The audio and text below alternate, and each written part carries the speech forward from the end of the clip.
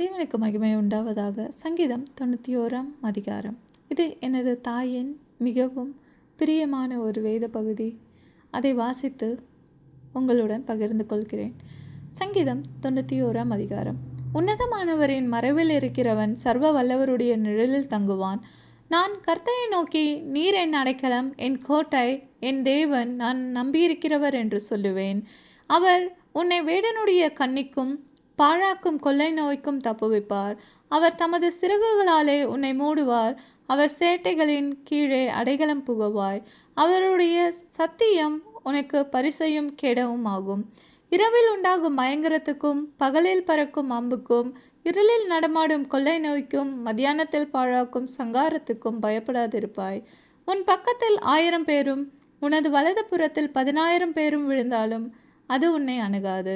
உன் கண்களால் மாத்திரம் நீ அதை பார்த்து துன்மார்க்கருக்கு வரும் பலனை காண்பாய். எனக்கு அடைக்கலமாயிருக்கிற உன்னதமான கர்த்தரை உனக்கு தாபரமாய் கொண்டாய். ஆகையால் பொல்லாப்பல் உனக்கு நேரிடாதது, வாதை உன் கூடாரத்தை அணுகாது. உன் வழிகள் எல்லாம் உன்னை காக்கும்படி உனக்காக தம்முடைய தூதர்களுக்கு கட்டளையிடுவார். உன் பாதம் கல்லில் இடராதபடிக்கு அவர்கள் உன்னை தங்கள் கைகளால் ஏந்தி கொண்டு போவார்கள். சிங்கத்தின் மேலும் விரியன் பாம்பின் மேலும் நீ நடந்து பால சிங்கத்தையும் வலு சர்வத்தையும் மிதித்து போடுவாய். அவன் என்னிடத்தில் வாஞ்சையாய் இருக்கிறபடியால் அவனை விடுவிப்பேன். என் நாமத்தை அவன் அறிந்திருக்கிறபடியால் அவனை உயர்ந்த அடைக்கலத்திலே வைப்பேன். அவன் என்னை நோக்கி கூப்பிடுவான், நான் அவனுக்கு மறு உத்தரவு அருளி செய்வேன். ஆபத்திலே நானே அவனோடு இருந்து அவனை தப்புவித்து அவனை கனம் பண்ணுவேன். நீடித்த நாட்களால் அவனை திருப்தியாக்கி என் இரட்சிப்பை அவனுக்கு காண்பிப்பேன்.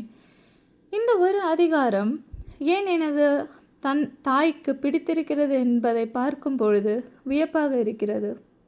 இந்த உலகத்தில் வரும் எல்லா காரியங்களிலிருந்தும் தேவனுடைய பிள்ளைகளை காப்பாற்றுவார் என்பது மிகவும் எளிமையான முறையில் கொடுத்துள்ளது. நீங்கள் தேவன் சொன்ன பிரகாரமாக தேவனுக்கு உகந்த மக்களாய் வாழ்கிறீர்கள் என்றால் தேவனுடைய கிருபை எப்பொழுதும் உங்களுடன் இருந்து எல்லா ஆபத்து காலத்திலும் உங்களை தேவன் காப்பாற்றி வழிநடத்துவார். அதை நீங்கள் ஒருபொழுதும் மறந்து விடாதீர்கள். இந்த வாக்கியம் உங்களை வலு செய்யட்டும். தேவன் தாமே உங்களை ஆசீர்வதிப்பாராக. ஆமேன்.